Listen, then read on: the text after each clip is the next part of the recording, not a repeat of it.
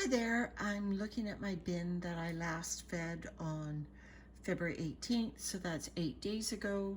I noticed there's still some asparagus stalks that I hadn't blended in this area that were still being digested, and a few avocado peels.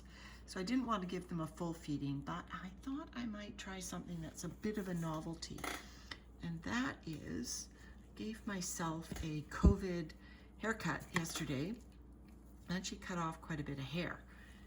And apparently these little wormies can chow down on the the microbes that will grow on the hair, and the hair will disintegrate. So let's give it a whirl. Now, I have no idea whether to add grit. As you can see, I've got quite a bit of grit in my bedding, because I add eggshells routinely. So those little white flecks are grit from previous feedings. So I don't think I'll add more eggshells. I don't know what the hair will do for the alkalinity. I need to buy myself a pH meter. So what I will add is some more bedding material on top of it, I suppose. So what I've got is the hair. So here's the hair. So I'll bundle that up. I have it. Here, goodbye hair. And into the bin it goes. There you go. There it goes. And I also have wood shaving dust, if you like, or wood chip dust. This is from oak, so I thought I would sprinkle that around. And also I have some shredded paper that I will grab a handful of the shredded cardboard and shredded paper, and I will add that as well, just because this bin is a little, well, it's not too damp, but the hair certainly isn't damp, but there you go. So there's a bit of paper, a bit of wood chips, a bit of hair. That paper actually is nice and white. Normally I do brown cardboard, so it'd be easy to spot as this gets decomposed. So I'll just cover that all up.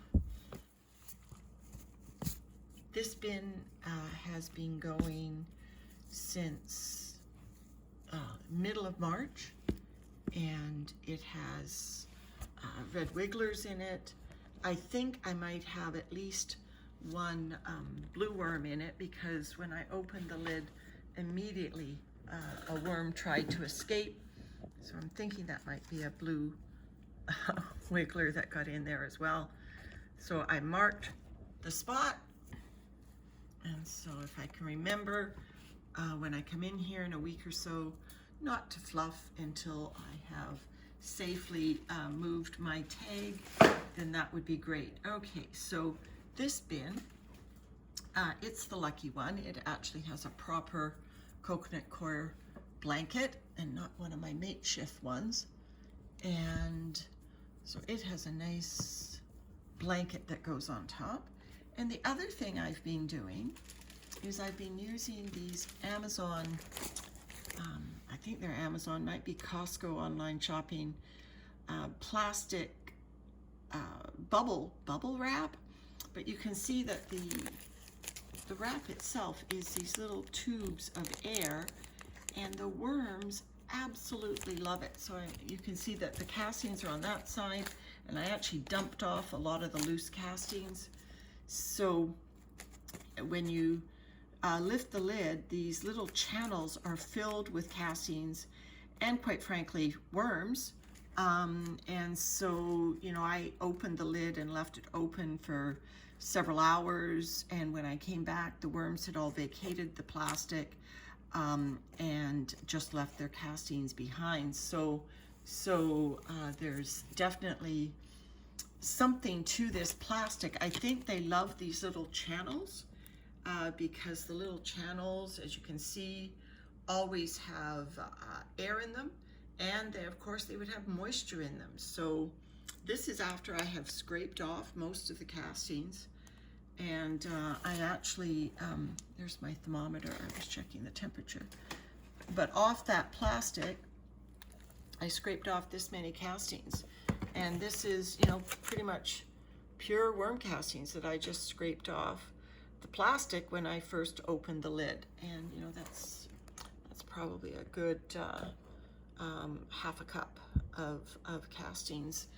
And so every time I come into this this bin, that plastic is always just absolutely full of castings, and fairly easy to harvest. So a good tip for those of you who just want to harvest a little bit of worm castings for a minor project in your garden. Anyway, let's see how the hair bin does. I'll check in with it in about a week or so.